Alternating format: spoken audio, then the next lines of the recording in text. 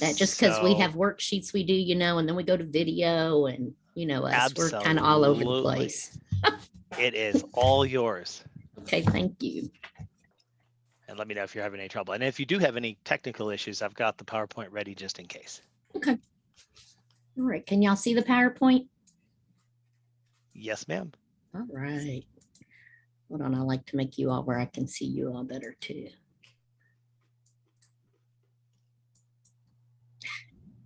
It is not letting me. There. Okay. All right. I don't know how many of you all have heard of Kentucky Partnership for Families and Children before today or before here. And I don't know if you have where you can put up like a thumbs up or whatever in your controls, show a reaction or not, but some things have that. We've had really good luck with the chat. Okay, chat box will do it. All right, so many of you have. So if you've heard our spiel before, we're going to ask you not to give away any of our tricks. So, but we will ask you to jump in at certain times, so feel free to do that. All right, so for those of you who aren't familiar with Kentucky Partnership for Families and Children, or KPFC as we call it, we're a statewide family organization. We're a nonprofit. We do have contracts with the State Department of Behavioral Health, but we are not a state agency. We are a private nonprofit family organization, which means our board of directors has to be over 50% parents or primary caregivers raising children with behavioral health challenges. Then our staff is also 50% parents who have raised or are raising children with those disabilities. And then part of our staff, probably about 50% of our staff, are also adults now, but they received services as children for behavioral health challenges, or they were in child welfare or juvenile justice. So it's kind of those of us that have been there trying to help those families and those young people that are there now. So we do have a website, and I'll put that in the chat box in just a minute, kypartnership.org.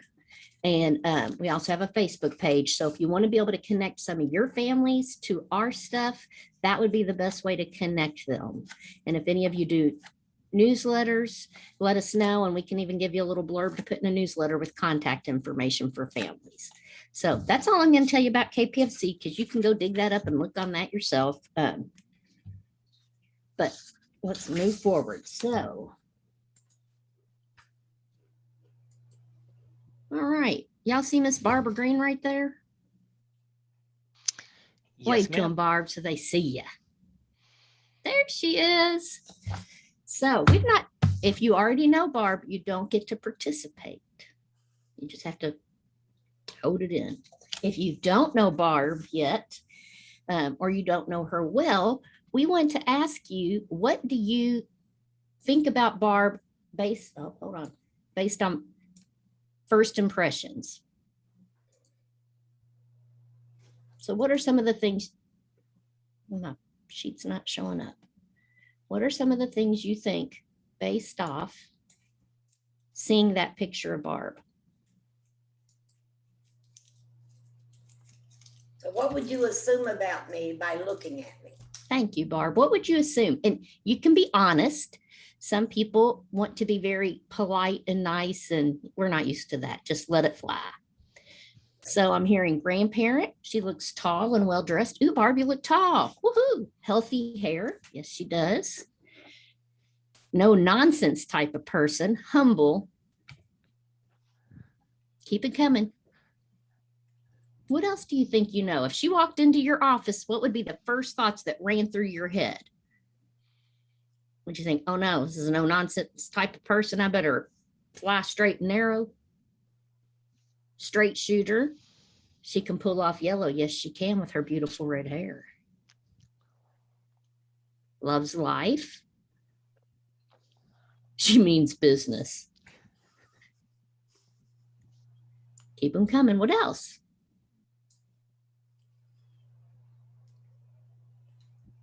Looks like she would help others.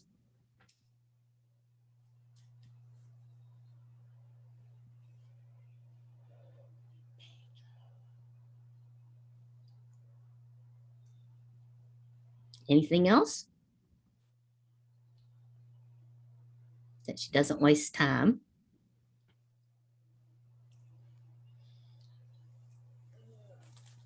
I think when that picture was taken.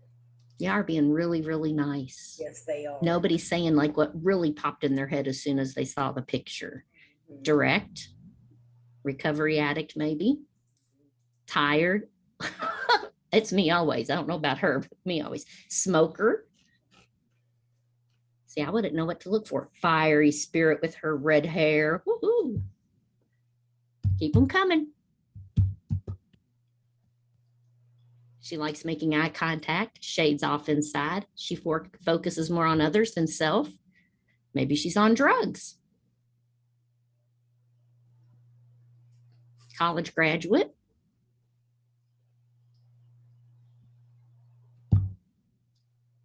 I'm just surprised nobody put rebel on here. Pot stirrer. Works in education, comfortable. Looks like a person with life experiences, needs help with raising grandkids. All right, that's a pretty good list. Barb, my iceberg worksheet wouldn't come up. It wouldn't show on my screen. So we do this, we call this the Iceberg Activity, and it's a tool we want to share with you. And so it's a tool you can use with students or with family members that you're working with. You can help them better understand what message they want to put out with the world based on how they carry themselves and how they dress. So there were lots of thoughts about Barb just based off how she looks.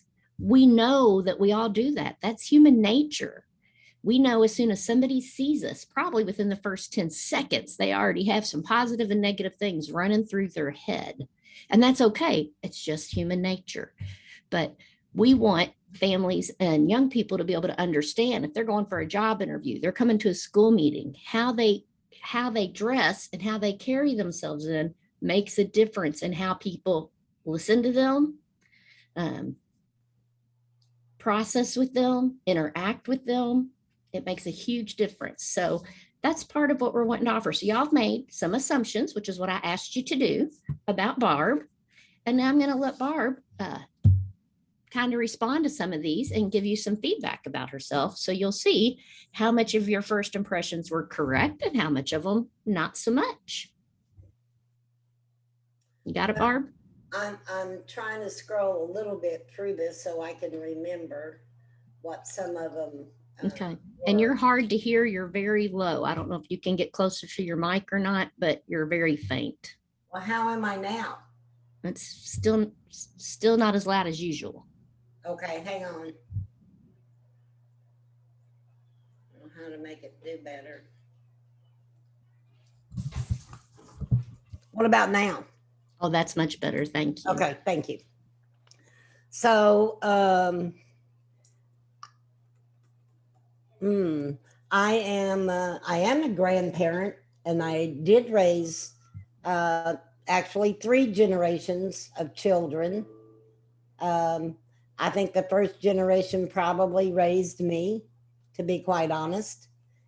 And I sometimes have a fiery spirit. I think people who knew me 40 years ago and made that assumption, they would have been very correct.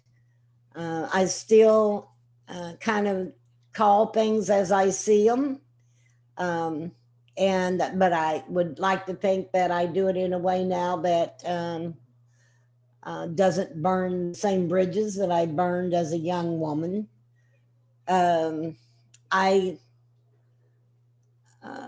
What were some of the other things, Carolyn? Oh, hold on. I'll go right back up to my list. Thank you. No problem. Oh, somebody said Tired, uses drugs or a drug addict or an addict and recovery, Yeah. recovering addict or on drugs. That is absolutely correct. I am in recovery and have been so probably. I have not relapsed in 10 years. Let me put it to you that way. So feeling pretty good about that stuff. I am. And some of the other things, Carol, most That of it was correct. Let that me you just look say, tall. oh, I am 5 foot. Yes. That's That how made me tall I laugh. am. I am 5 foot She's short tall. as me. You're shorter. Yeah. That you're I'm well dressed. almost as big around as I am tall. You are not. So, and I was trying to think when that picture was taken, because I remember that's taken in Carol's office. It's in the And new we were- it's in the new building, so it's less than a year old, Barb. Okay. When we had our COVID break there a little bit in the summer before and we you had to and all I go were back to working on a quarantine. curriculum at the time, I think, during all of this. And so some of that where I looked tired, yes, I was. Because, and I'm trying to think, what mood was I in when she took that picture? I'm not a big fan of people taking pictures of me. And so that could be part of what you're seeing in there. So It says you're a straight shooter, I am a straight shooter. Absolutely correct. love life, I absolutely do love life. Absolutely. And I especially am when a we're, smoker. Somebody said smoker. I was going to Amen. say you especially like it when we're at the lake. Yes. Yes. That you mean business. I'm a big process person, and so I have what I think is a lot of tolerance, but at the end of that, yes, I mean business. So Don't waste your time. I think it depends on what we're doing during that time. That I thought that was interesting. Fiery spirit with your red hair. Yep. Amen. Yeah. That you like making eye contact. I do. Absolutely love to make eye contact. I love a good challenge. I love debates. Me and Carol have what we call dangerous conversations all the time about things that we have maybe some oppositional perspectives about. And so I'm always ready to engage. I love to engage that way. Yeah. So that's a little bit. And part of maybe what you're seeing is that in my other life, meaning when I was young, I was a social justice activist. And so I spent a lot of time being involved in a lot of things that I thought were important in my life. And it kind of created a persona that has lasted my total life. And I still feel like working the job I'm working, I am still doing social justice. So that you focus more on others than you do yourself. that's probably true. I get in trouble for that all the time from my boss And your daughter. and my daughter. Yeah. That you're a college graduate. I am absolutely not a college graduate. I came to KPFC because of my lived experience and not because of my education. I do have some college, but I chose to take college classes so I could use them as weapons to change the system and not to really get a degree. That it. Trying to see what else. That you work in education. You want to share your experiences in education? I have this one, I know what she's talking about. I do have an experience in education. A group of us, there was asbestos in the schools. That kind of dates me, I know.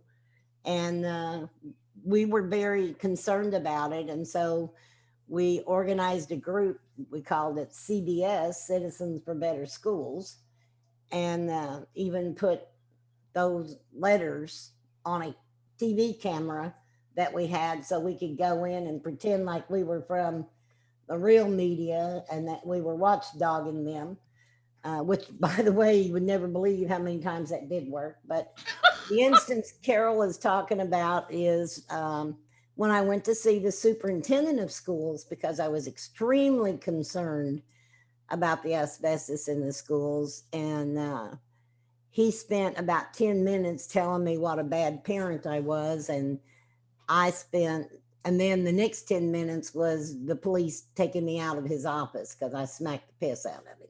So that's my big thing with education. And so as you can see, I have come a ways from where I've been. She has not slapped a superintendent since then. You have a lot of congratulations on your recovery and on your journey in the chat box. Thank you. A lot of people say they love you and they like you, and that experience and common sense can be a very powerful weapon. She knows that very, very well. All right. Do you want to share about, I don't know, you talked a few minutes about your 3 generations. Do you want to share anything more about that? No, just that, you know, I moved to the state of Kentucky to get services for my grandson. And I got to participate in a program that was going on back 30 years ago, and that was Kentucky Impact.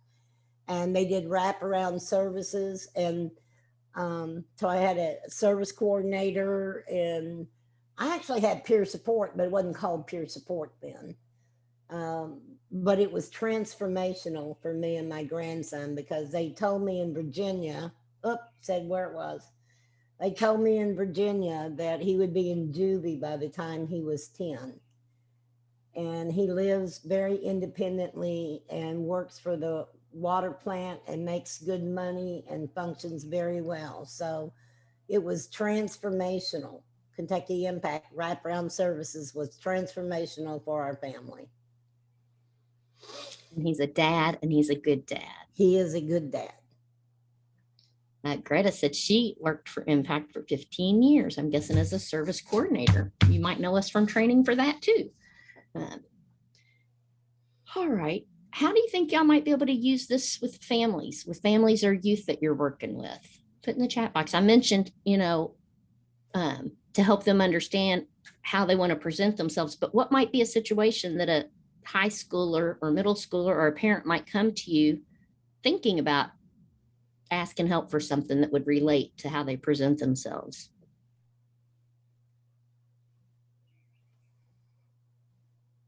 Thank you, Greg. Job interview, yep.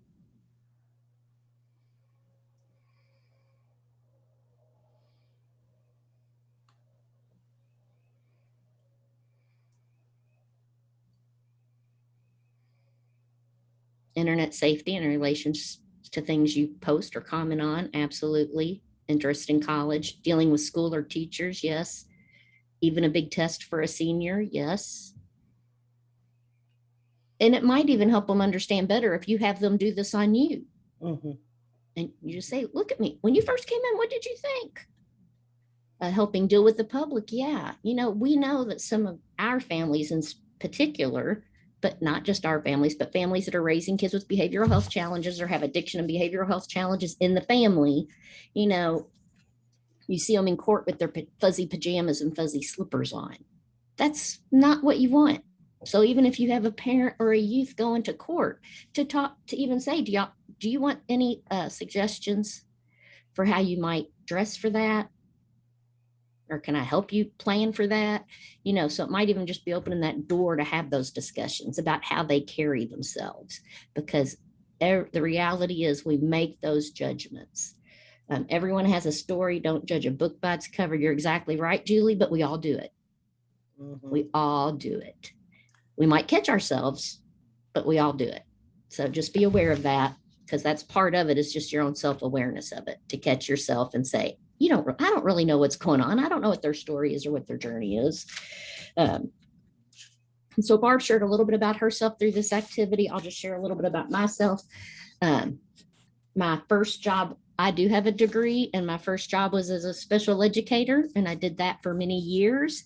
And then in 1990, my husband and I adopted a sibling group of 2 from foster care. So after raising them for a few years, I quit teaching because first they wore me out.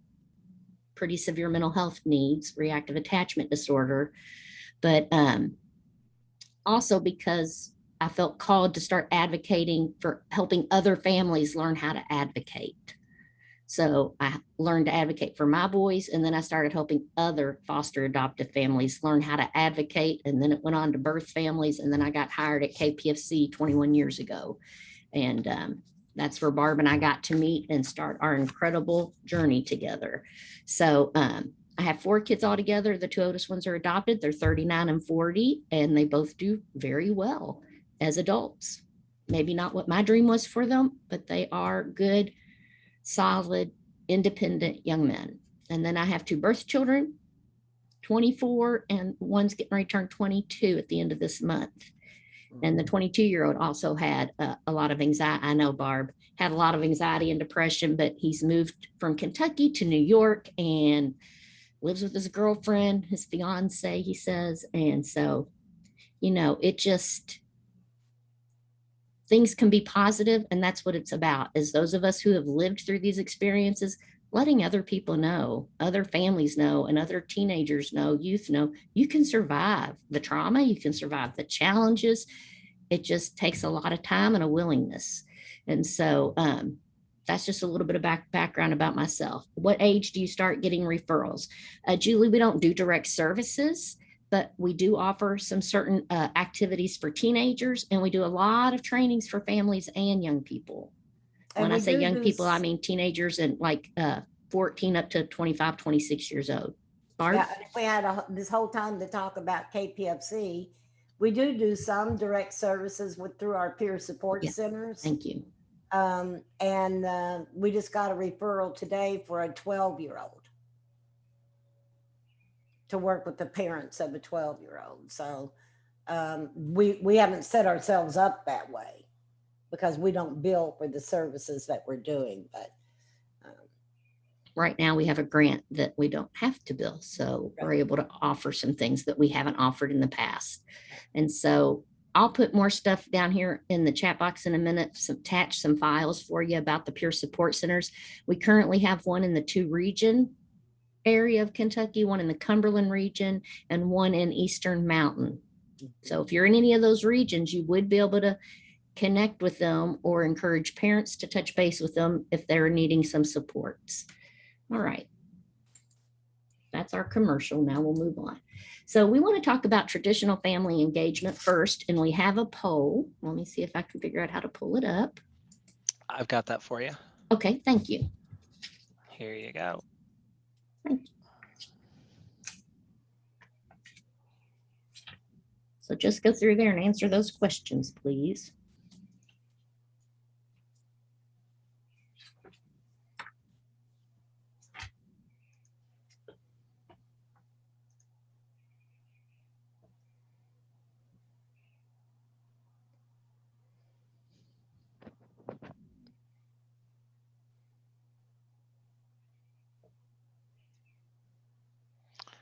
Be sure you scroll all the way down. There are 5 questions.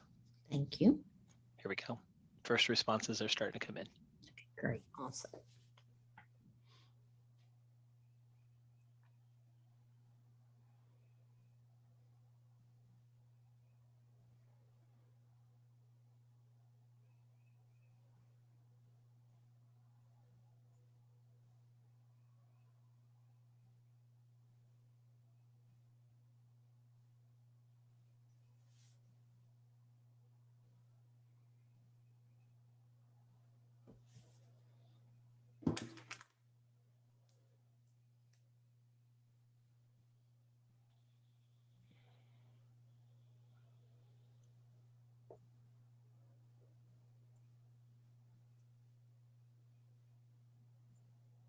All right, we're getting there. We got about half the responses in. We got 20. Oh, here they, whole bunch are coming in now.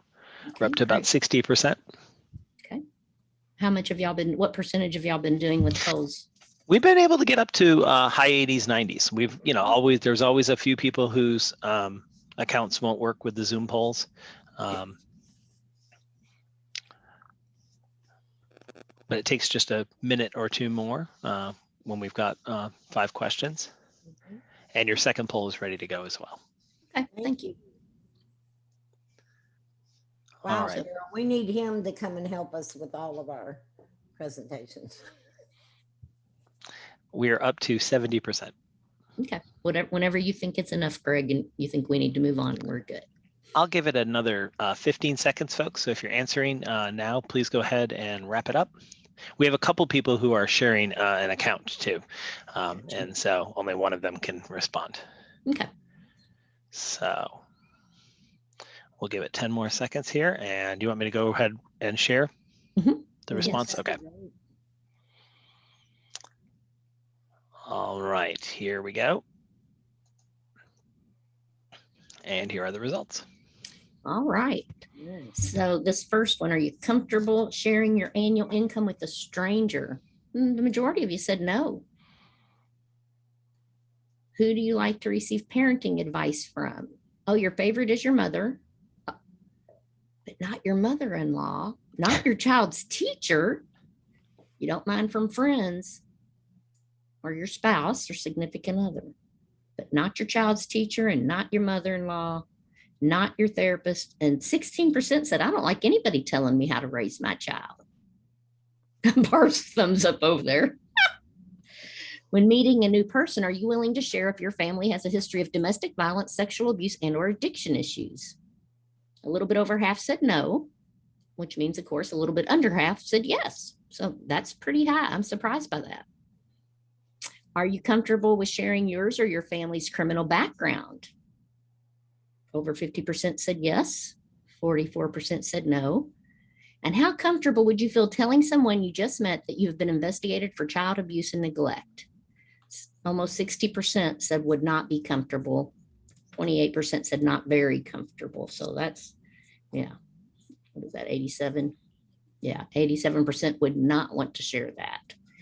And so when you look at these questions, why do you think that we ask these questions? What was the point? Oh, you just went through your pants. Come on. Sarah, you need to Go to the mute bathroom. yourself because we can hear you. Thank you. To understand our families, they are what we ask. Yeah. Because these are the questions we ask families. Absolutely.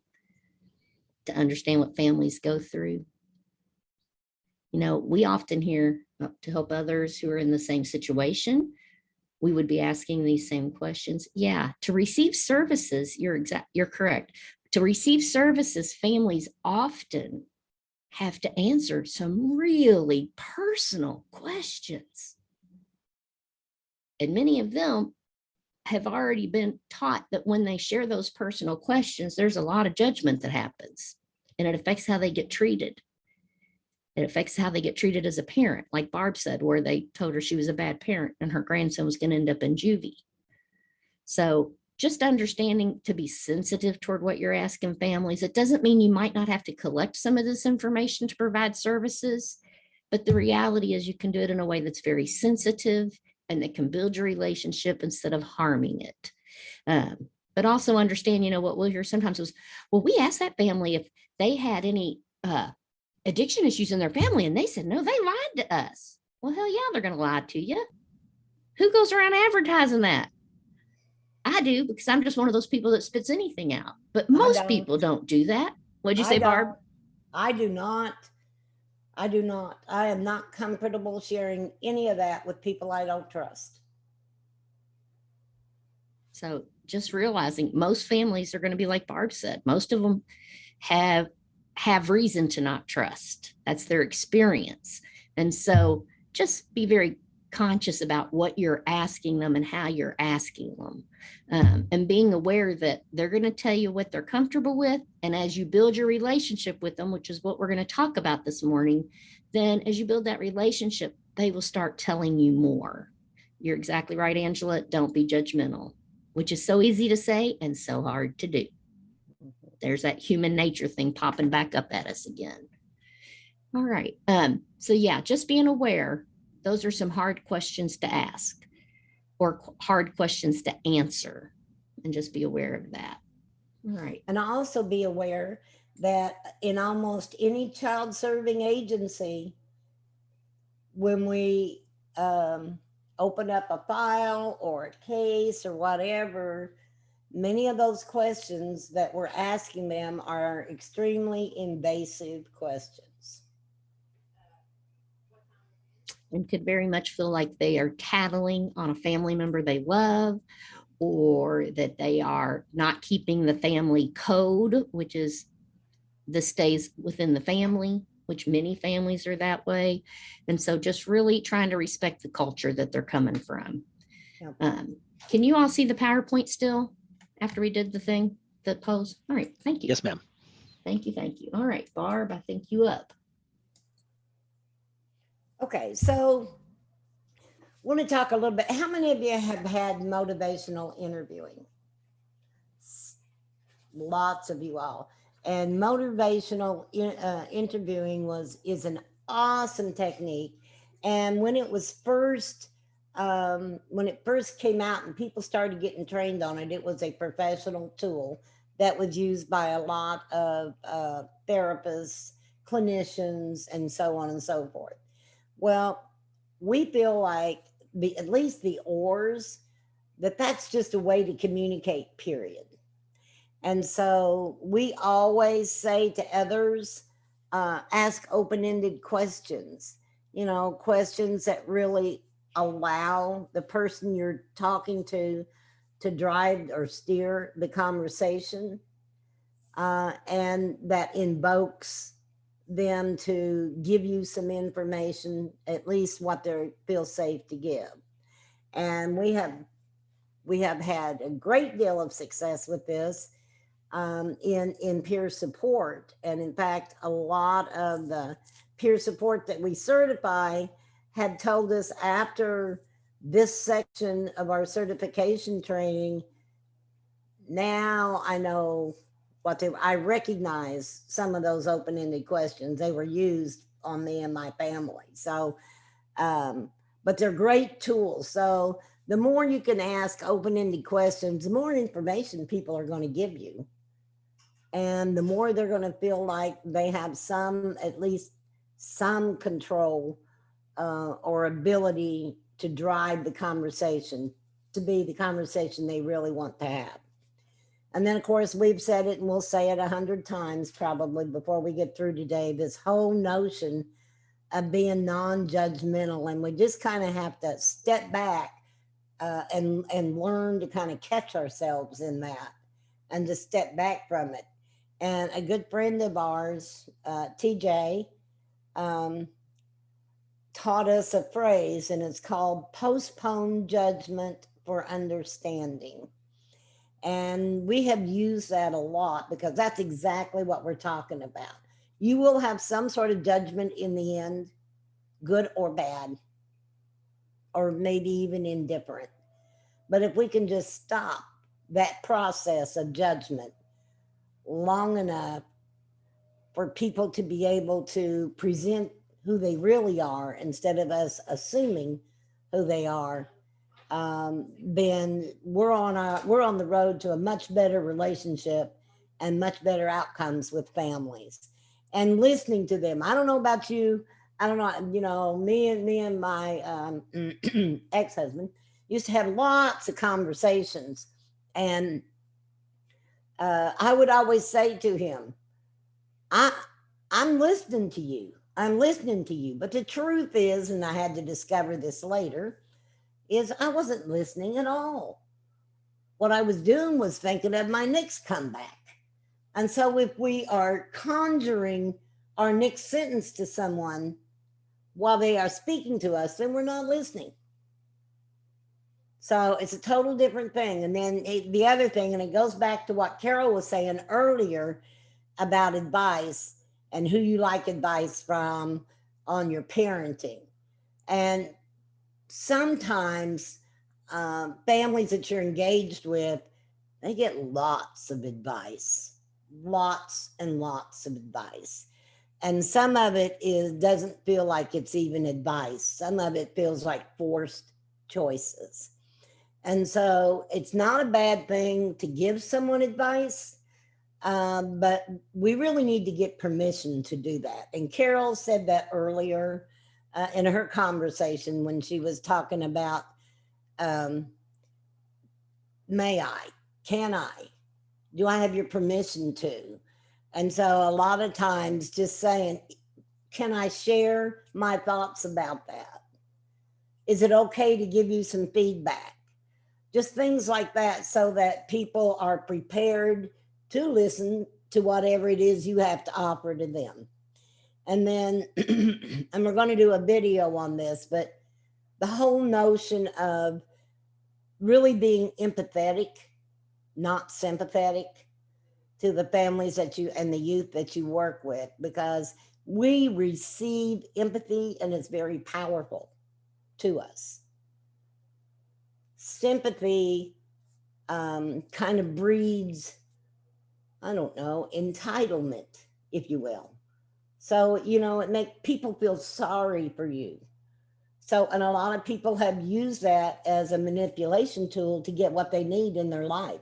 So if you don't want them to do things like that, then we have to stop expressing sympathy and start expressing empathy with the families. Does that make sense, y'all?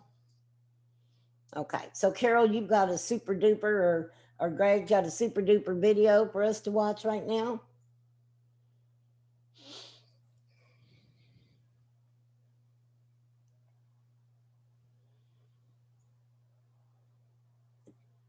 Sorry, I'm trying to unmute and it's all buried in layers. Yeah. Yes, I have a video. So let me stop sharing this screen so I can share the other screen. And just make sure you have computer sound turned on. Yeah, I learned that the hard way. It still gets me daily. All right, let me get this ready.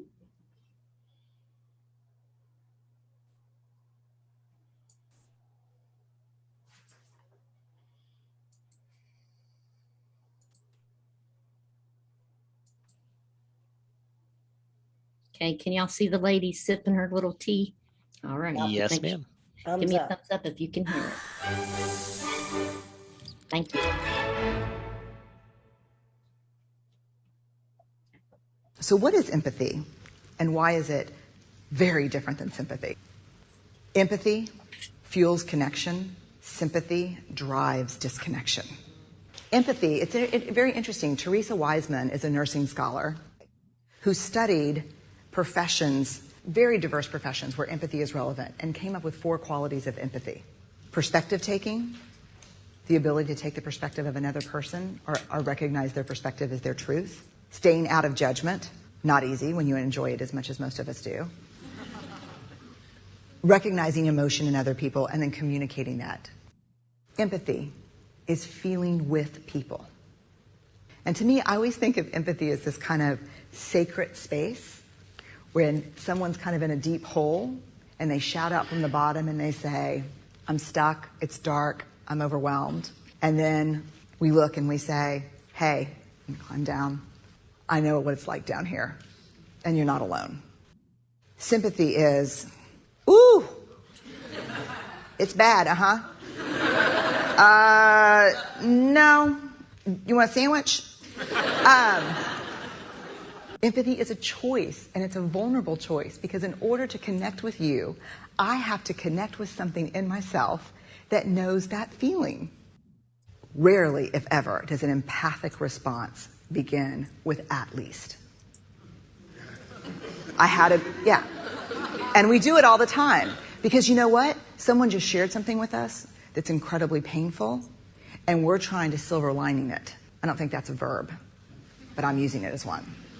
We're trying to put the silver lining around it. So I had a miscarriage. Oh, at least you know you can get pregnant. I think my marriage is falling apart. At least you have a marriage.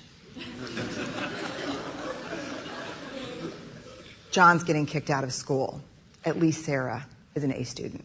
But one of the things we do sometimes in the face of very difficult conversations is we try to make things better. If I share something with you that's very difficult, I'd rather you say, I don't even know what to say right now, I'm just so glad you told me. Because the truth is, rarely can a response make something better.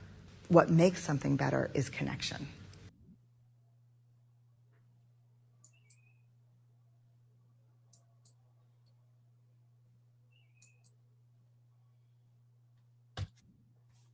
How many of y'all had seen that video before? Some folks have. Anybody? Some folks. So again, and Renee Brown, we love Renee Brown. Love everything she does. So, but this was just very specific to building relationships, and we felt it was very important. It was a very important point in terms of how we actually do relate to families and to youth, and the whole notion about making connections with those families that are real connections based on truth, honesty, but also recognizing another person's truth, and just getting in touch with how that person might feel, whether you agree with them or not, is of no consequence. Being able to connect that feeling is very important. That's what makes peer support so important, because that is people who have had similar experiences, not exactly, but similar, to be able to relate to each other, family to family, of raising a child like mine. You know, for me to talk to adoptive parent and talk about reactive attachment disorder when most of the world doesn't know what reactive attachment disorder is just, oh my God, somebody understands I'm not crazy. And yeah, Barb said we love Brene Brown, and Greg put that she has a Netflix special. So I'm probably going to try to watch that this weekend. I did not know that, but she is amazing. Any book, any YouTube short videos you can find. She is just a breath of fresh air and very honest about her own character defects, as my husband tells me sometimes. Barb, did y'all get a chance to talk about some open-ended questions and some examples? And do you want them to share some examples in the chat box? That would be really great if you can. So what might be some open-ended questions that you have either used with the family or youth, or that you think might work with the family and youth, that allows them to give you some information and kind of steer the conversation the way they want to? What brings you here today? Yeah. How does this make you feel? Yeah. That's a big MI one. Tell me about yourself. Okay, so that's an inquiring statement, and you're probably going to get some good information with that as well.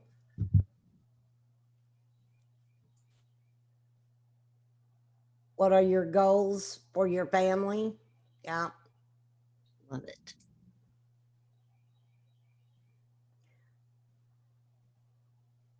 Do you want to talk about what's been going on? That could be a yes or a no. So not that you never use a yes or a no. Can I give you, is it okay to give you some examples of some of them that we really think families relate to? Sure, Greta says. So who is your child's hero, and why do you think that that's their hero? Immediately, you're going to start learning some stuff about this child, and mom or dad or caregiver's perception of this child, how much they really relate to what the child is. If they say, I don't know, then that tells you something right there.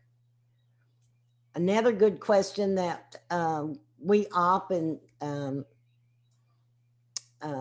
kind of offer is, so what would you like your child's life to look like in 10 years? What would you like your life to look like in 10 years? One of my favorites, I'm Go sorry, ahead. Barb. No, go ahead. I was just going to say one of my favorites is, what do you and your family like to do for fun? Because it's so easy to focus on what's not going well in their family. Help them think about what is going well. What do they like to do? Mm-hmm. Yeah. What do you hope your children will remember about you? So those kinds of, they're very, they're personable, but they're strength-based. So they're promoting a person realizing or scheming or dreaming, or speaking to their desire. All right. I just wanted to tell you real quickly, I've put 3 attachments in the chat box. One is KPFC's brochure for our whole organization. And then one is the Peer Support Center that Barb was talking about earlier, is their brochure. And then I've also included a current picture of the current map that shows you who they are and where they're located. So just to be aware of that. Thank you. All right, thanks, Barb, for talking about the open-ended questions. We actually, when we're face-to-face with you all, instead of just on the computer, we actually do a thing we call the M&M activity. Yeah. And I'm just going to share it real quickly, is that there's an open-ended question or an inquiring statement for each color M&M. And you can use this with families and young people that you're working with, young children. So it can be things like, what are you, if you're working with teens, what are you wearing today that's most representative of your personality? So that might be the green M&M, but you don't tell them what the questions are till after they pick. And we have you pick 3 different color M&Ms, and then we show you the chart that has those questions. You can do that with a family you're working with, do it with a parent group you're working with, you can do it with a grandparent group you're working with, or even some of the younger children all the way up through high school. So that's an easy way to start asking questions. And who doesn't like M&Ms? You know, most people do, and will be excited to get the little packet of M&Ms. So, but that's something we do. And if that's something I can try to put in the chat box, if I can find it quickly enough, I'll try to put that in there, and you all can take it and adapt it however you want to do it, based on your audience. I used to use it with my church youth group. So lots of different ways. Yeah. It's a great tool. Okay, we already did that. All right. So why is strength-based so important? You're not sharing the screen anymore. In case you, thank you, because we had the video, so then it took it off, so I forgot. That's what I'm worst at, is going back and forth. All right, so why is strength-based so important? Greta mentioned that she had worked with Impact, so she probably understands why strength-based is so important. But what about the rest of you? Why do you think it's so important to be strength-based with the teachers you're partnering with, the families, the young people?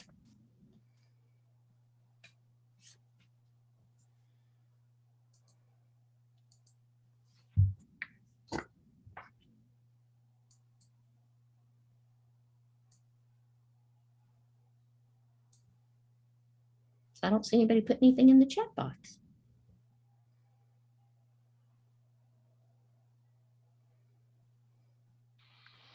Don't be shy, y'all. People tend to focus on the negative, yes. Many of the families who are like our families that are raising kids with behavioral challenges, which many people like to refer to as the bad kids, which really ticks me off, but that's besides the point. So many times, the only times the parents have gotten a call is when it's negative. And so really helping them focus on some of the positives as a family. I agree, Detra, there's no such thing as bad kids. It encourages growth and mindset. It gives the families the opportunity to come up with their own strength, which empowers them. Absolutely. It allows you to focus on what the strengths of the student or families have. Absolutely. In many things that you would say is a weakness to a family or a need, you can turn that same thing into a positive. So Barb, I'm going to talk about Justin for a second. Is that okay? that's perfectly fine. So Barb's grandson, he is a delightful young man now, and he's partnered with us. He's helped train at KPFC. He's been one of our youth leaders for many years. And as a child, he was diagnosed as ADHD, and he crawled the walls literally. And so people would have said, oh, that's horrible. The reality, that's also a plus, because he's very energetic and he's a very fast thinker. So in his job, that's really beneficial to him. And so it's so easy to always look at the negative side of that, but almost anything that you can see the negative side at, you can also find the positive side of that. And so just being aware of that, it builds on the foundation. Absolutely. So here were some of the things we came up of why strength-based is important. that it is an empowering alternative to those traditional methods. Traditionally, families that needed help were seen as dysfunctional, which is a word I can't stand, so remove it from your vocabulary, please. Families are not dysfunctional. They're functioning. They're just functioning differently than you. It's not a good or a bad. It's just different. So recognizing that, and instead of focusing on what the families don't have, of course, strength-based is actually focusing on what they're doing right. And any of you that have had any child development classes, you know what you focus on is what you get more of. That's research-based. So the reality is, if you're focusing on what they're doing right, you're going to get more of that. Same as you do with the kids. We know that about kids. As a teacher, I was taught that for my, behavior management in my classroom, is focus on what you want. Oh, Barb, you're sitting and paying attention so nicely, instead of calling Ronnie out for running around the room. And so you focus on what you want. And then other kids start going, oh, I want her to say that about me. Well, that works for families too. So pay attention to that. It fosters hope. How many of these families that you deal with that have had lots of struggles and lots of interactions with service providers, how many of them have hope about their future? A lot of them do not. Kind of like Barb. He's going to be in juvie by the time he's 10. That's not hope. Families feel more invested because they're part of the solution. And we've heard this for a long time as parents about, well, your child wouldn't have this problem if you just did A, B, and C. Well, then when you do A, B, and C and it doesn't work, it's, well, you didn't do A, B, and C right, or you did this, or you did that. And so we hear that whether we're biological parents, whether we're foster parents, adoptive parents, kinship parents, it doesn't matter. People always have an opinion about what you're doing right or wrong. And maybe none of us are perfect. I think probably all of you would agree that none of you all are perfect parents. You do the best you can. And that's what parents are doing. And so helping them feel as part of the solution. It doesn't matter how they got to this point. How can they move forward in a positive way and focus on their strengths to move them forward? You need to build those trusting relationships, which we mentioned earlier, about how that will help build the relationship with you and will help them be able to accept your support in a better way. It empowers them to make decisions for their family, and it fosters long-term behavior change. It draws upon their personal resources and their natural supports. So just being aware there are so many things that happen when we focus on strengths. It helps people take control of their lives in a meaningful and sustainable way. We all have crises we go through. We all have times that we think, oh, I don't know if I'm going to make it through this. But with the right people supporting us and pointing out what we're doing well, we can make it. Barb, did you want to add to that? I just want to say that, we talk a lot about resilience. And we know that you have to have resilience to keep going when the poopy hits the fan over and over and over again. But if being strength-based in the ways that Carol just pointed out really helps build and sustain resilience in families and youth. And we also know resilience is one of the protective factors. Yes. There are 6 protective factors. It's so important. It's the first one listed. So realizing resilience means being able to bounce back to where you started. So some families have lots of high-level skills. They have their needs met. They start up here. They have a crisis. They bounce down. Their resiliency brings them back. Some families, because of trauma that the parents have grown up with and the trauma they've had, they have their own things they're dealing with in a different way, or they're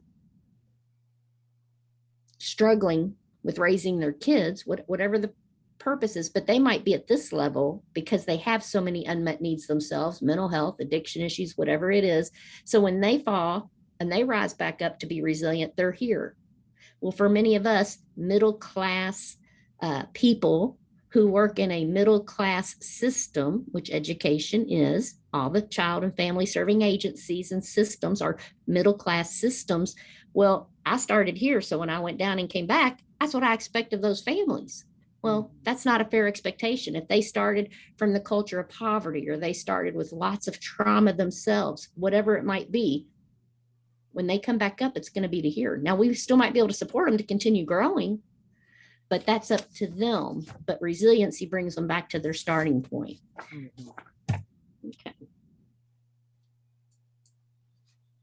Barb, you want to go first on this, and I'll go see if I can find our M&M thing to put up on the chat. Sure. I think I'll just start with what we've already kind of talked about, strength-based, I think. So unless you have something in addition to that to offer, Carol, I think we've covered that. So I want to move on to relationships. And I guess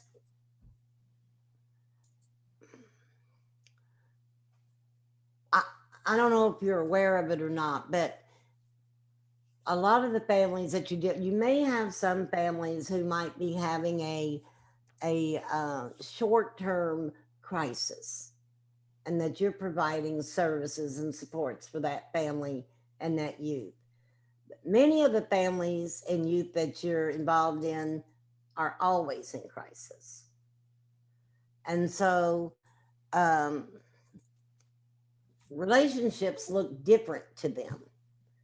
They have a different notion about what a relationship is and what that relationship looks like. And it may look very different than what we might think the relationship looks like. But I can tell you this, people who come from the culture of poverty, one of their biggest possessions as they see it is their relationships with people. And so that's why every time, well, not every time, but many times when you meet someone that comes from the culture of poverty, they try to figure out how you're connected to something they have a relationship to. So you might hear something like, let's see, your name's Bowman. Are you related to those Bowmans over there in Clark County? What was that woman's name before she married Clyde Bowman? Whitaker. You'll see, because they're searching for a connection that they have with you that they can build a relationship on. And that's true for many people who come from the culture of poverty, because one way we see power is in relationships, not titles, not who you are, but what our relationship with you is. So it's just something interesting to remember when you're trying to build relationships with folks. And the other thing I want to say about the relationships is you can tell when you have a good one, because your conversation will be very different.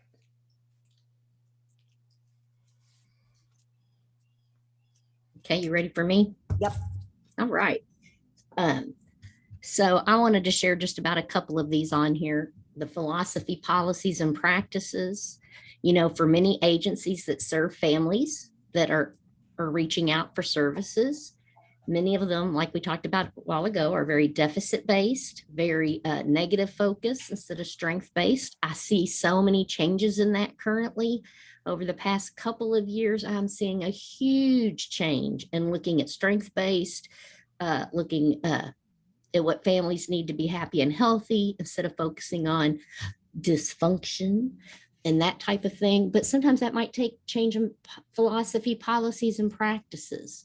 And so I know the Frisk are really good at having parents and young people on their advisory councils. So y'all are doing a really good job with that. Y'all are probably one of the best agencies that we're aware of that have folks on there and really have them actively participate, and that you want that. They're not just there so you can check the box off. They're there because you really want their input. And so those philosophy, policies, and practices at our agency, we are really partnering with a lot of state agencies to try to get them to change their policies to include the lived experience voice. So if someone receives services from what used to be called the impact program, then they would sit on the committee for the agency, for the communal health center that did the impact program. And they would share what worked and what didn't work in that impact program for them. And they would get paid a stipend. They would get reimbursed mileage if it's a face-to-face meeting. But you'd have a couple of those parents and you'd have a couple of those young people. What worked, what didn't work? Let's use the money where it's going to best serve families and youth to be happy and healthy, not keep throwing it in a hole that we're not seeing the data and outcomes on it. And so philosophy, policies, and practices is important. The other one that was on my list was, creating opportunities for involvement. And so what we have found at KPFC is that, and I just talked about this yesterday when we were in a meeting, Barb and I were on, we were talking about trainings we do for families. And somebody said, well, how do you know when they're ready? And I said, well, how do I know if they're not ready? I'm going to assume they're ready if they sign up to take this training. And it is a high skill level training class, but it might take them 3 or 4 times to get through it. But if they're willing to put in the time, we'll keep pushing them each time they come. And so creating those opportunities. So there are a lot of families who have been seen as the problem, where the teachers are like, oh my gosh, that family's so dysfunctional, or whatever it is. And like I said, I'm a former teacher. I'm not bashing teachers. We all know there are teachers like that. And we all know that there are teachers that are angels on earth. They come in all fashions and forms. And so the reality is we need to give them opportunities, and not just because we think they're going to be good at this. You know, so some of those families that you're having the most struggles with, ask them if they can come in and help host the table for the back to school fair for you. Ask them if they can help plan the Christmas activity. You want to get some of them bought in, you ask them to help. And sometimes that is the quickest way to get them to be bought in. So Barb, will you share your story that I love? I was just thinking about it as you were talking. You know, one of the most empowering experiences for me, and you know, you have these different pivotal moments in your life. So one of the pivotal moments in my leadership is I was very familiar with the Frisk at the school, and very low income, extremely low income. And I knew how to get on all 10 Christmas lists in the area. You know, us families that are there, we're on everybody's donation list. I was very good at manipulating those services so that I could get whatever I needed for my family. Well, a lot of people saw me as a resource hog because I was accessing all of these resources. But it was actually a Frisky coordinator. I don't even mind giving you her name. Her name was Tammy Stevens, if you don't know her. Wonderful woman. And she said, how in the world did you manage to get on all these lists? We can't even get people to sign up. We don't even know who needs this. Is there any way you could help us figure out what else is out there for families and help us connect them to that? Because we're going to run out. And I thought, well, yeah, I can do that.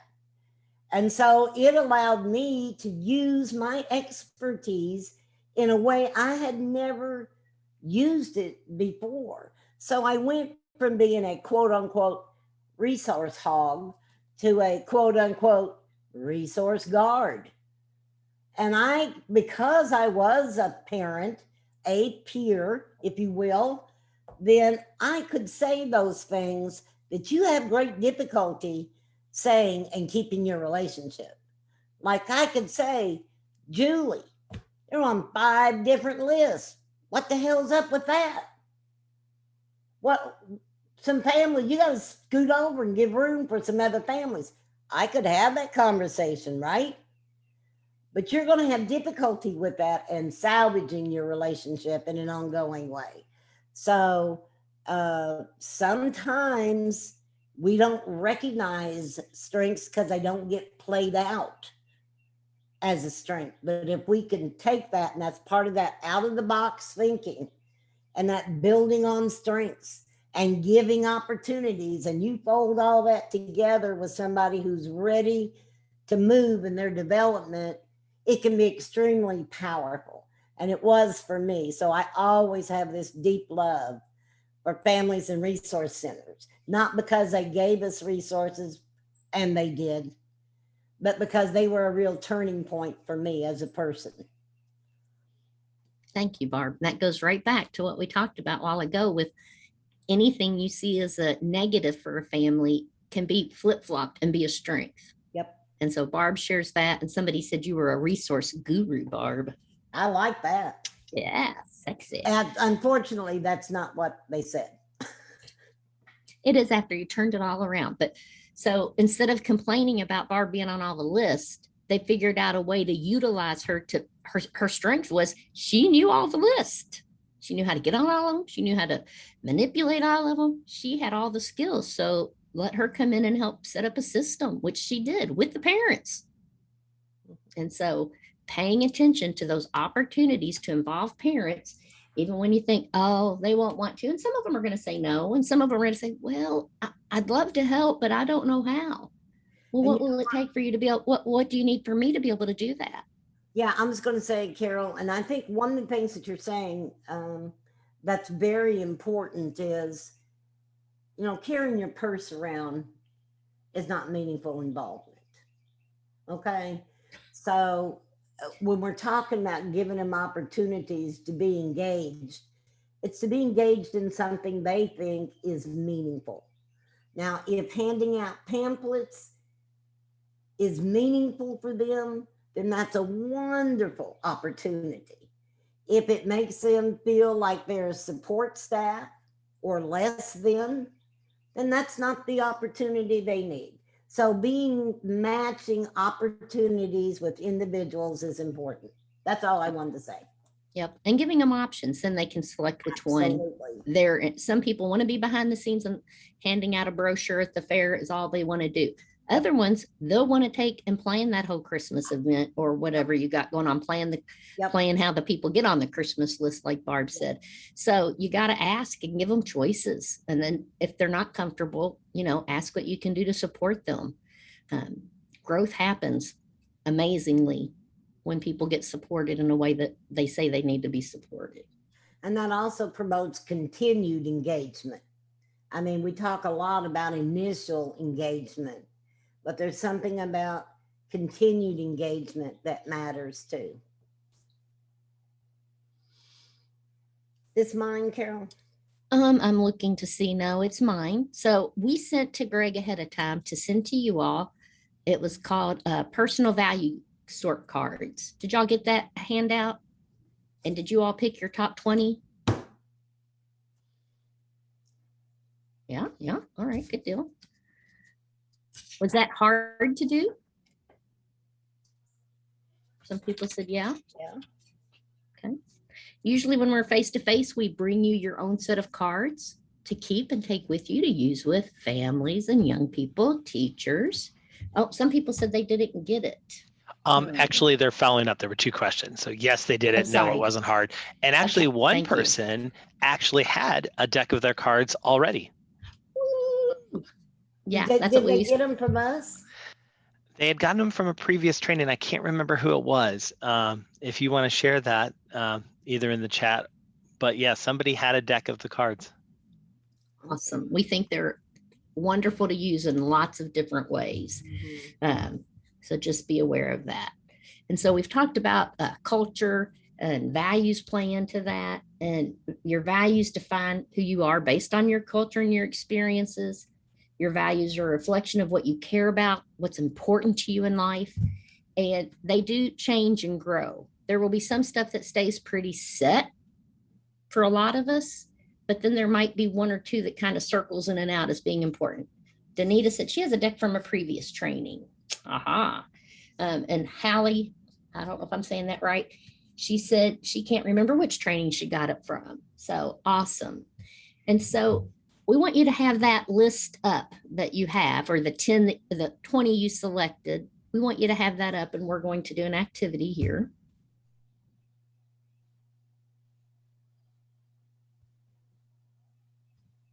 So I'm going to stop sharing this screen because I got another screen we're going to share.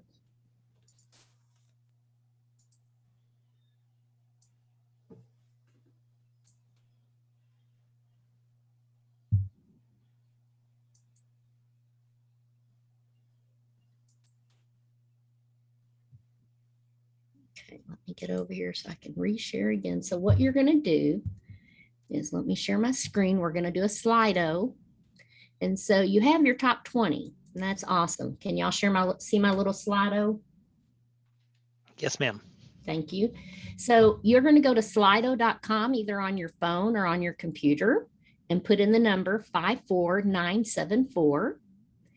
And it's going to bring up every one of those personal values that's on the cards or on that paper.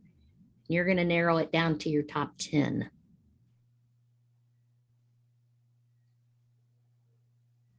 So you can go in there live and it'll start showing me up here when you get in here and start doing it.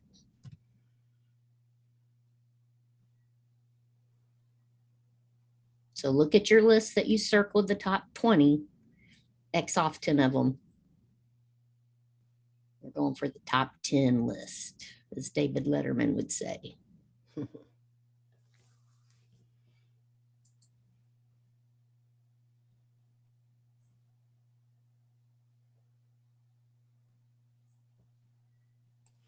Could you please repeat the number that we need to put in, the code?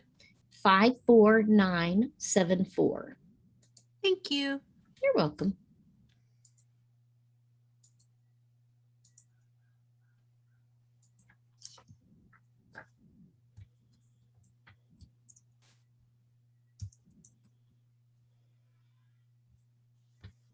Sorry about that. I put it in the chat box. Ooh, we got one person that picked their top 10. Woohoo.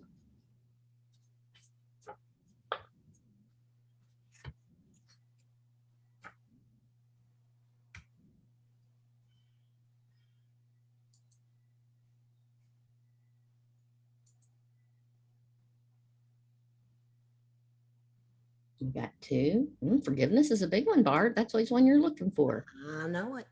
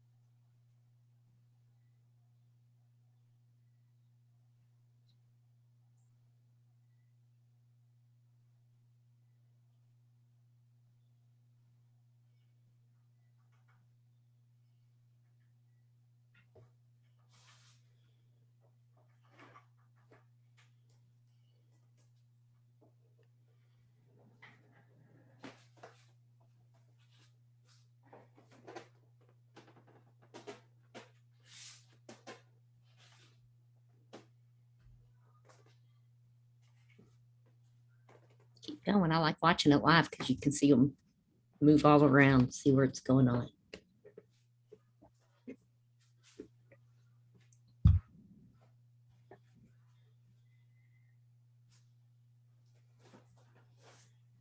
So while some people are still working on it, I'll ask the other ones of you, was it harder to go from 20 to 10? I see some head nodding. For some people, it's hard to get to the first 20. Then the next 10 is not so hard. Other people, the first 20 is not too bad. And then when they have to break it down to the top 10, it's painful. So it just depends. Go ahead. I was going to say we had a couple comments in the chat at the outset that just getting it to 20, like they could have picked a lot more than 20. I saw that. Yeah. Okay, Hallie said it wasn't too bad for the top 10. Hallie, am I saying your name correctly? It's Haley. Haley, okay, thank you. It happens a lot. I have a great niece named Hallie, but it's not quite spelled the same way, so I wasn't sure. Okay, so for Detra, it was not as hard, neither was for Haley to pick that top 10. Well, it's actually pronounced Detra. Detra, thank you. Deidre said, we don't have to break it down again, do we? Well, time will Dang it. tell, Deidre.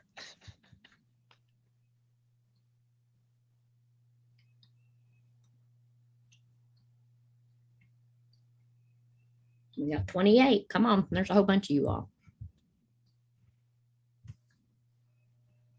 I believe there's over 40, if I remember correctly. Yeah, 46.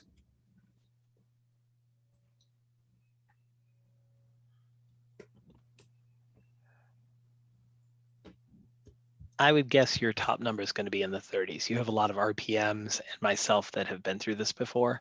Oh, But okay. hopefully we'll get a few more in here. Okay, thank you for letting me know. Sure.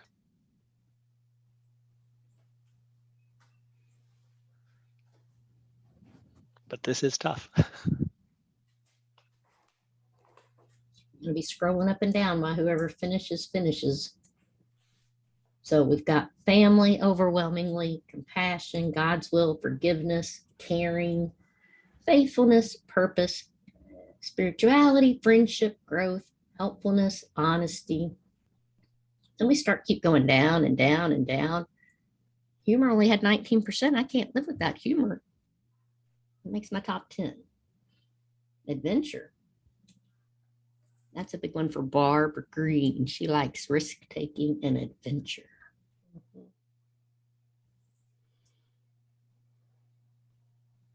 Let's see what didn't get anything. Let's get all the way down here. Let's see where our zeros are. Yep. World peace. Wealth, tradition, solitude, sexuality. Out of this big of a group, I'm surprised by that. It's the age group, Carol. Saying we're all old, aren't you, Barb? Yeah. I see some youngins on here. It's very funny. If we do this with a typically pretty young group, there's a whole lot of people that pick That's pretty high. sexuality as some of their top. Self-knowledge, self-control, nonconformity. That would be a Barbara Green one too. Service, risk.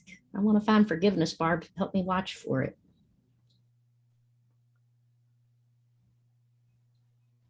All right, we got 32. So comfort. Only 9% said comfort. Man, I want comfort.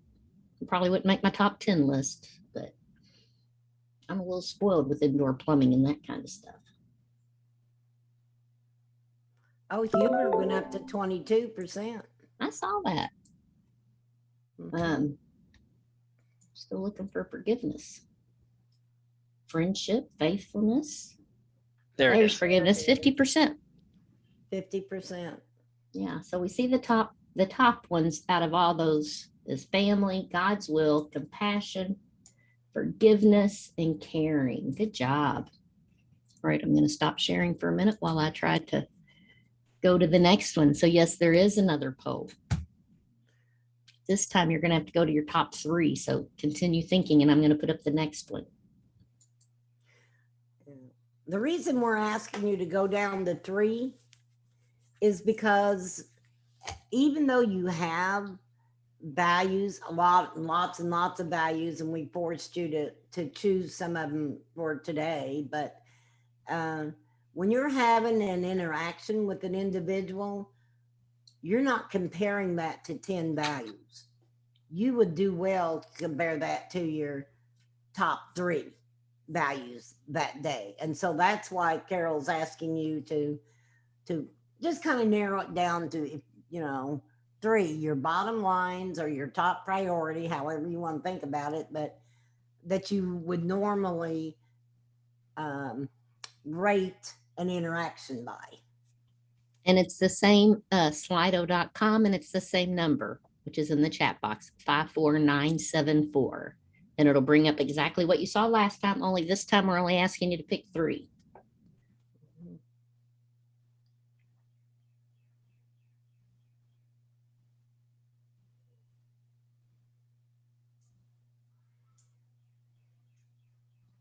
After you put your top 3 in here, if you want to put your top 3 in the chat box, that would be great. Because on the Slido, we see the overall, but it's kind of nice to kind of see each other's top 3. When we're in person, we actually have you go on a little field trip around the room and you see what everybody else has laid out on their cards to get a feel where your coworkers are at.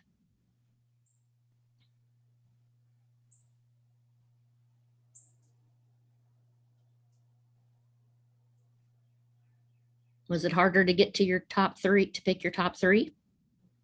I see Kristen nodding yes. Thank you, Cheryl. Thank you, Brendan. A little challenging, Haley said. It's like the top two I can do. That third one, it's like, this one, no, that one, I don't know. Are y'all keeping up with the chat box to see what some of your coworkers are putting, some of your peers are putting in there? The way it's just changing so fast on the screen. We knew what you meant, Jerry. Seeing a lot of family. Seeing a lot of God's will. Caring, compassion, genuineness, friendship, faithfulness, openness, dependability, adventure, intimacy.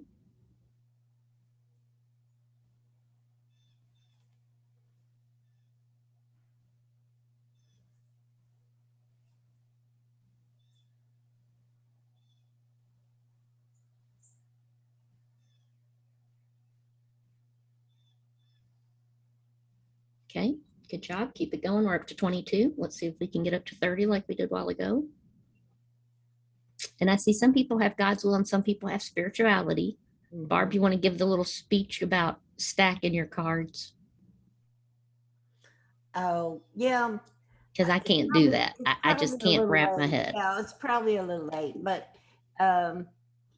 really in the 10 and the 3, we should have been paying attention to what was really written. So if you're doing this with someone at the 10 and 3 mark, they should be defining that value based on what is written on that card. So you can't substitute spirituality for religion or religious for spirituality. One doesn't, you can't put them all in a category and use one of them as a category. That's what she tells me, but my mind still does. That's cheating, Carol. I can't help it. My brain still does it. I can't. You know how I am, Barb. That's the thing. That's the kind of thinker I am. It's very organized and all structured. Yeah. I try to really hard do what you tell me to do on that. I Okay. have a lot of trouble. A lot of folks struggle with that. I do. And I definitely think it's my linear thinking. I think global thinkers probably have an easier time with that. All right, we're up to 22. We're going to get more. I see a lot of people have put in the chat box. So make sure y'all look at that. I think it is so important to see. And there's a few that I see, few of you have the same top 3. But most of you, there's at least 1 or 2 that might be different out of those top 3. Okay, well, we're at 22, so I'm going to leave it at 22. So our top one was family, God's will, compassion, caring. Am I sharing the screen? No. No. You are not right now. I thought y'all were seeing this. So sorry. There we go. And so family, 73%, God's will, 64%, compassion, caring, forgiveness, friendship, spirituality, adventure. A whole lot of things are going to fall into the 0 category now. Purpose, 5%. All right. Why do you think it's important? Put in the chat box. Why do you think it's important to recognize your own values?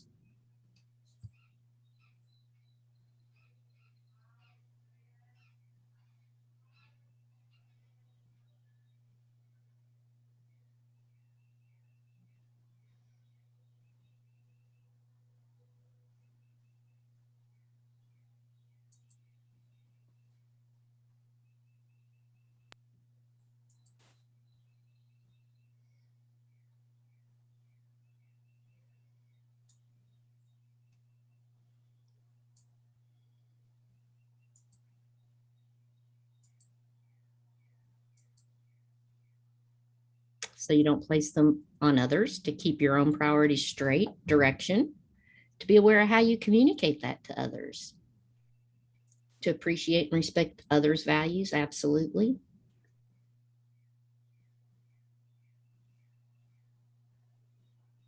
Because I may project my values onto someone else and not recognize or respect others. Yep.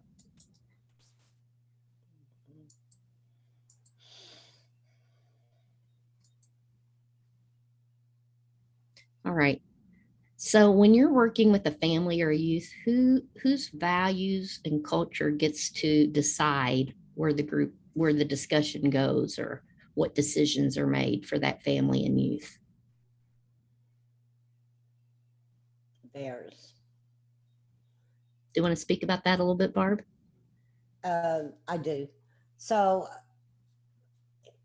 we've talked a lot in our time together today about non-judgment and even in the oars, asking open-ended questions and the direction that a conversation goes and who drives the conversation and stuff.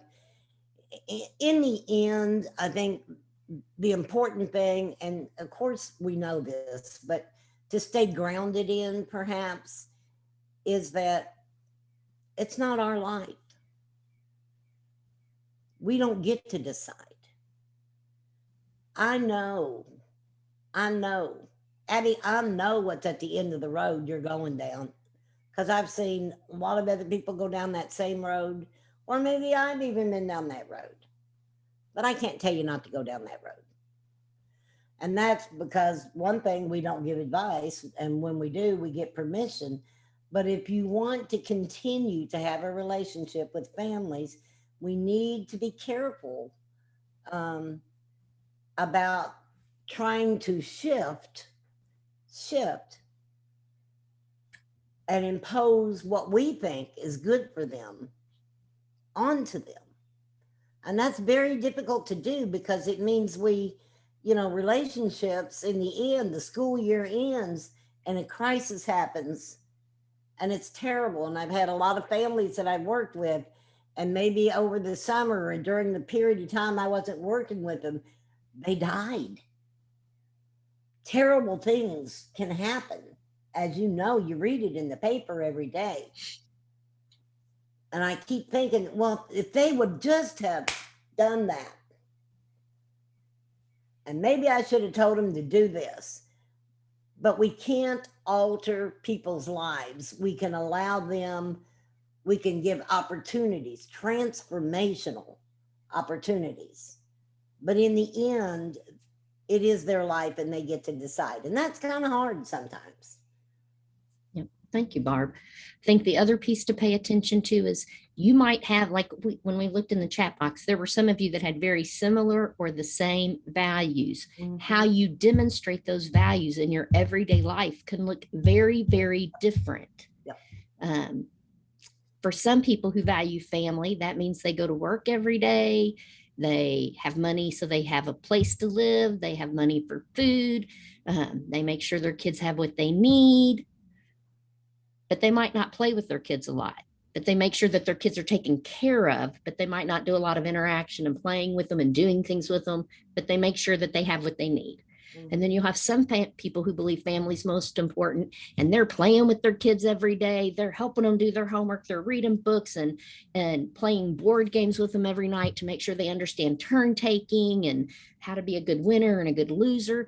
And then you're going to have some families who are out selling drugs because they need money for their kids to have that roof over their head and food on the table. And my husband taught a class at the local jail, and they did this value sort. And one of the guys, his main value, his biggest value, highest priority was family. And so my husband asked, well, how do you show that? And he said, well, that's what got me in here.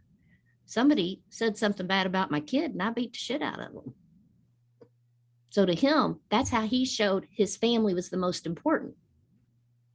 So once somebody tells you that, then my husband was able to then ask the open-ended question, well, that's great, your family's so important to you, but how can you show that they're important without ending up back in here next time?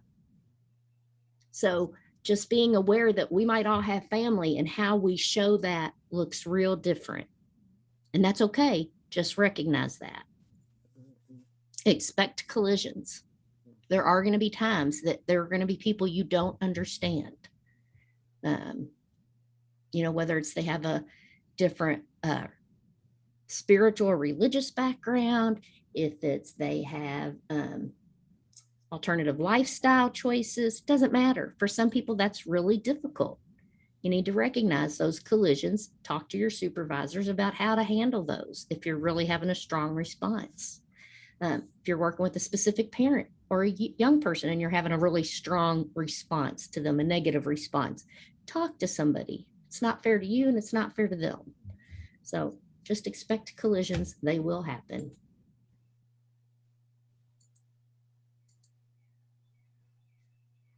I'll put this link down in the chat box also.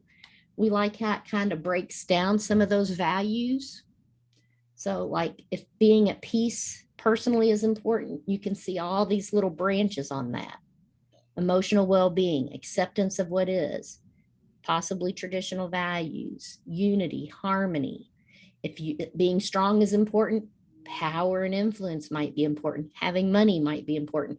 So we thought this was a really cool way how it broke it down by building extra arms off these.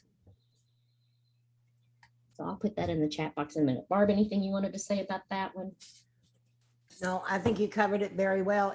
We invite you to do this activity with other folks, and I think one of the biggest things that it does is it allows someone else to recognize that they may have common values, and they may be seeing it getting played out differently than they do in than other people do. And then also, this is another, we're not asking anybody to sidestep their own values.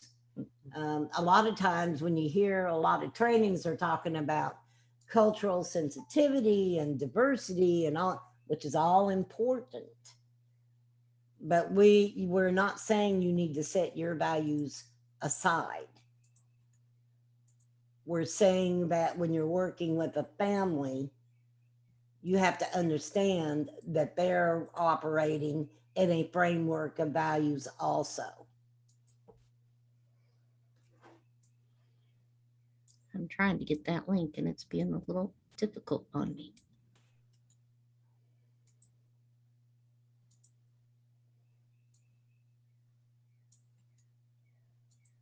Here we go.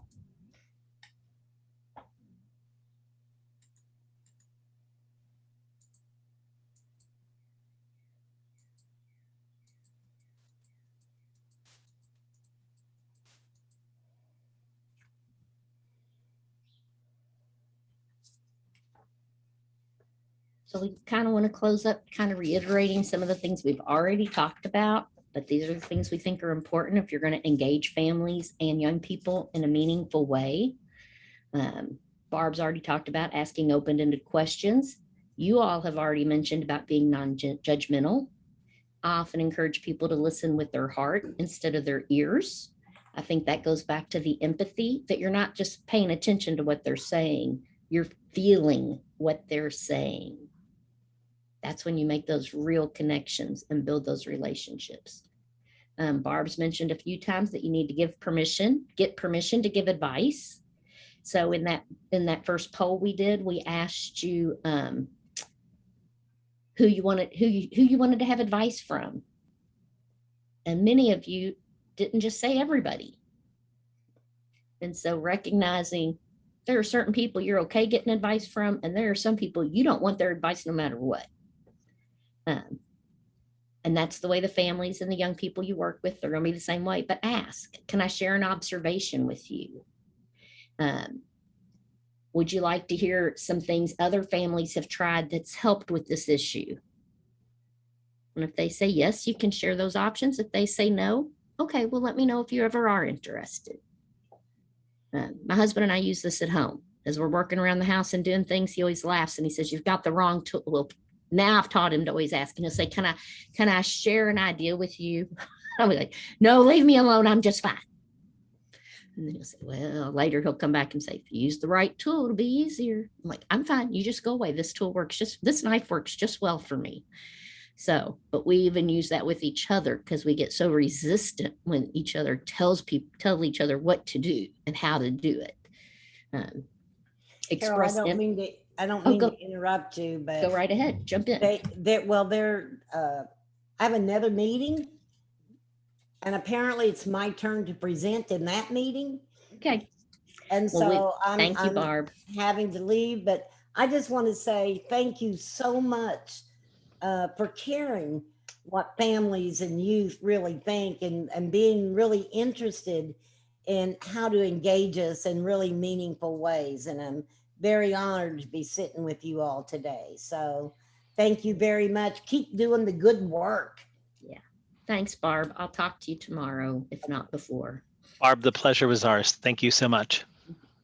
I'm going to keep going on. We're almost finished. And then Julie wants me to put up the M&M slide because she said it didn't open. It's a PowerPoint slide. So I'll pull that up last. And anybody that wants to take a screenshot can do that. Yeah, I was just going to say that same thing. I'm getting some messages that there's it reports a disk error. So okay, I'll put it up in a minute. That's great. Thank you, Carol. So just making sure the empathy is important.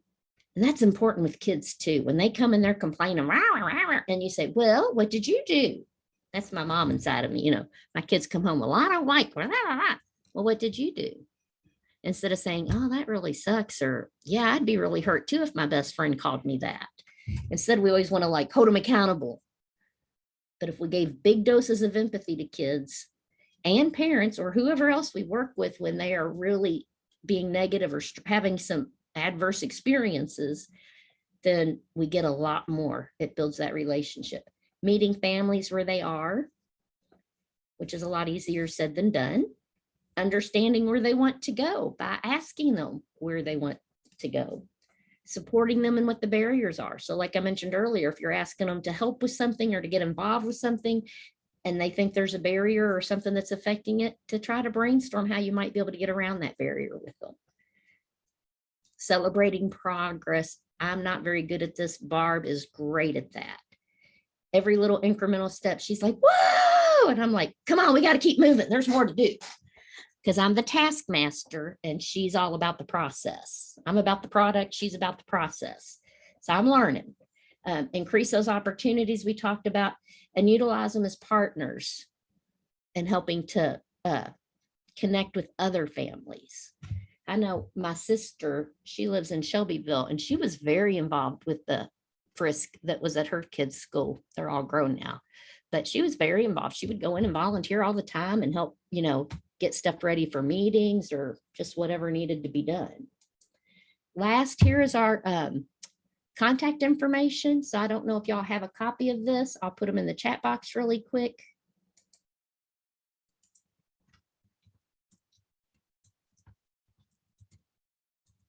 And if you don't know us on Facebook and you want to be able to share that with families, go to Facebook, Kentucky Partnership for Families and Children, or go to the website. There's always different training opportunities. They're free for families quite frequently or for young people. So just, you know, be aware of that. Somebody at the agency or myself always does a Monday morning video where we talk about what's going on and that type of stuff. I'm going to stop sharing so that I can bring up the M&M thing.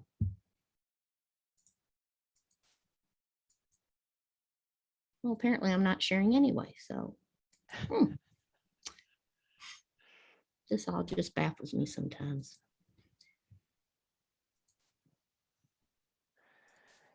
Believe me, I get it.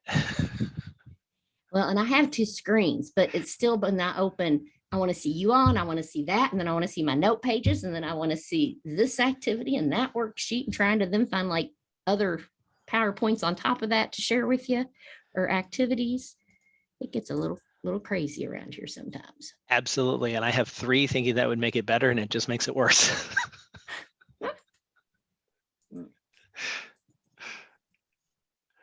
So let me share my M&M.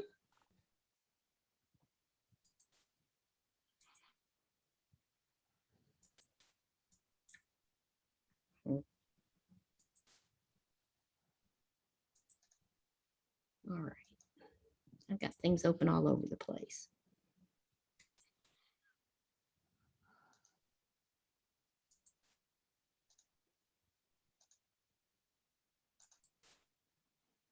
Can y'all see the M&Ms? Yes, ma'am. Thank you. There you go. So you can take a screenshot or use your phone or something, and you change this to whatever, you know, if you have teens, it's going to be different. If you have little kids, it's going to be different. If you have parents, it's going to be different. If you're doing it at a staff meeting with the teachers in the building, it's going to be different. You're going to ask different questions.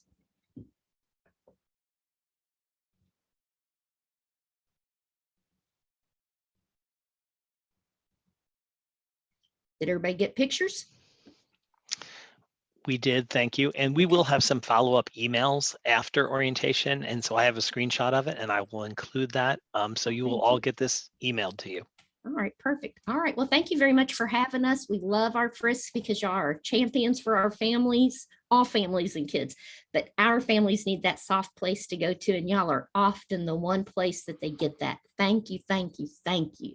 You all are heroes for so many of our families. Thank you. So have a great weekend and a great rest of your day. Bye, guys. Thanks so much, Carol. Thank you. All right, everyone. Well, with that excellent session to wrap things up, that does bring us to the end of the virtual portion of the new coordinator orientation. So so we do have a couple, don't log off just yet. We have a couple of quick things to follow up on. One is if you still have any Google Classroom work that you haven't completed, or that maybe you did and you haven't marked it as finished, you will be getting an email from us just to check up on that, and that completing that work is a portion of your orientation, so you have to complete that. And there's actually going to be one follow-up piece to that. It'll be a fairly short module, probably about 20 minutes, that has to do with the relationship that we have with the coalition, and how the coalition, the Frisk KY coalition, partners with Frisk, what its importance is and where that fits in with you all. So you will be receiving information on that as soon as it's available, which should be later today. And then the last piece is a evaluation. And so I'm going to put a link in the chat and in just a moment, and that will be the very last piece. But before we get off, we've been through a lot in these 2.5, 3 days. And so I see a number of RPMs have come off of, come back on screen. And so before we break up, I would like to open it up to any questions or comments or feedbacks or anything that you'd like to know a little bit more information about before we break. And I'm going to keep an eye on the chat here. If you weren't able to get into the Google Classroom, we'll work with you independently, and we're here to help you. So just know that we'll help you through that process. One thing I will say, if you've had trouble, and we do have a few people that look like they've had trouble getting into the classroom at all, you cannot be signed in, and this is true for the Wednesday webinar archive as well. There is an incompatibility with Google Classroom and your school email, Gmail accounts, which seems crazy, right? Because it's both Google, but they just will not play together. So you have to actually log out of your school Google account and log into a personal one. And if you don't have one, you can quickly create a personal Gmail account, and that will let you in. And I will also warn you that even when you do that, Google is weird about switching you back and forth. And so sometimes you'll keep reverting to that school address. So if you're having trouble, that's usually the culprit. And again, we're here to help you through that process. Thank you for the kind words, Shani. Anything else? Any other questions before we call it a day? If you do have any follow-up questions, please don't hesitate to email. And I will ask when I put the final evaluation up, be brutally honest, it is a confidential evaluation. No one will see who is filling it out. It is really just to give us feedback to improve the things that we can, to maybe stretch out some things that you found to be particularly helpful, maybe condense some things that were less helpful. Your feedback will make this better and will help the next crew of new coordinators coming along. So we appreciate your honest feedback. RPMs, any final words? All right, I see lots of nods. So that is my cue to wish you all well. Oh. You've got a question, Greg. It says, will we continue to have access to all the information in the Google Classroom? That is a great question. Shani, your check is on the way. So yes, the answer is yes. The Google Classroom will remain available to you. What we do is it won't look exactly the way it did. So we put that together for you and put all those classes together, but you can always go to the Google Classroom and see those individually. And actually, I take that back. You will always have access to your class. That is exactly why we make a new class. So you will be able to keep seeing that information. Sorry, I almost got that backwards. And Melissa, would you like to say anything more about Google Classroom and follow up? Yeah, absolutely. The other thing is that you will be going back into that very same classroom 6 months from now when you come back for returning coordinator orientation. So you won't have to join any more classes. They'll just be new assignments that get assigned with a due date. So you'll be back in the classroom again. Another great resource you have to access the information that we've had is the Training Hub website. So things like the PowerPoints and the resources and the things that we have shared, we share all of that. And let me go ahead and actually, Melissa, if you wouldn't mind putting that link in the chat one last time. This really is the one-stop shop for pretty much anything. All the Wednesday webinars are archived there, and there are links and informational videos. So please, please, please use that. We didn't get into, we ran out of time in that very first introductory section because we ran so long, but we really want you to think of yourselves as a class.